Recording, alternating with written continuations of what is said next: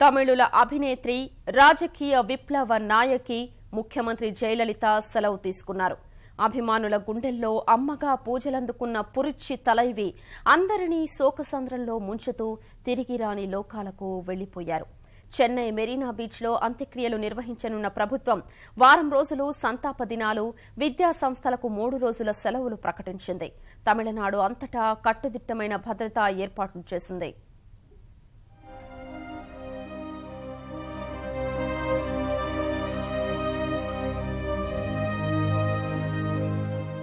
తమిళ రాజకీయాల్లో తిరుగులేని శక్తిగా, అభిమానుల గుండెల్లో అమ్మగా కొలువైన తమిళనాడు ముఖ్యమంత్రి జయలలిత తిరిగిరాని లోకాలకు వెళ్లిపోయారు.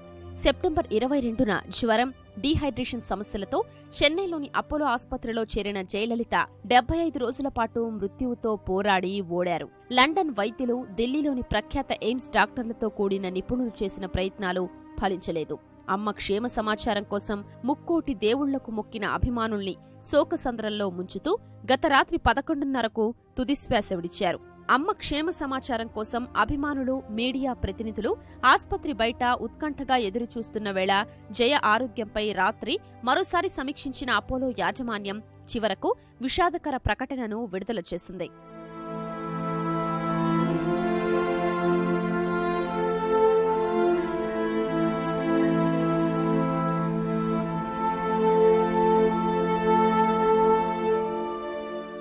జయలలితను బతికించేందుకు విశ్వ ప్రయత్నాలు చేసినా ఫలించలేదని అపోలో యాజమాన్యం తీవ్ర విచారం వ్యక్తం చేసింది.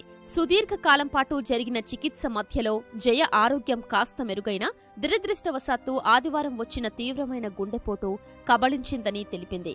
గుండెపోటు వచ్చిన వెంటనే హుటాహుటిన క్రిటికల్ కేర్ యూనిట్కు తరలించి ఎక్మో వంటి అత్యాధునిక పరికరాలతో వైద్యం అందించామని వివరించింది.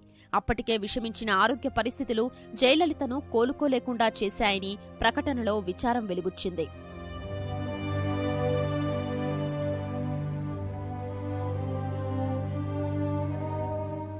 సుదీర్ఘకాలం పాటు అంపశయ్యపై ఉన్న జయలలిత అస్తమయంతో తమిళనాడు శోకసంద్రమైంది.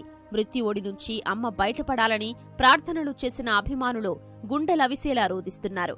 జయ మృతిపై అధికారిక ప్రకటన వెలువడిన వెంటనే అపోలో ఆసుపత్రి వద్ద అన్నాడీఎంకే కార్యకర్తలు, అభిమానుల కన్నీళ్లు కట్టలు తెంచుకున్నాయి. అమ్మను కడసారి చూడాలంటూ వచ్చిన అభిమానుల్ని అదుపు చేయడం పోలీసులకు కష్టతరంగా మారింది.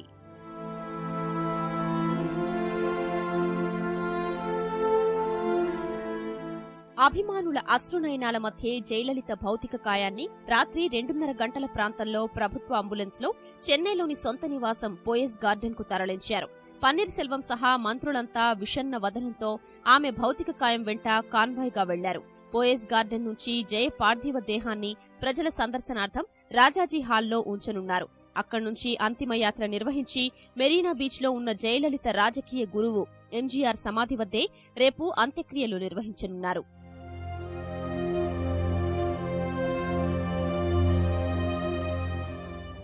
అమ్మకు అంతిమ వీడ్కోలు పలికేందుకు ప్రభుత్వం భారీ ఏర్పాట్లు చేస్తోంది.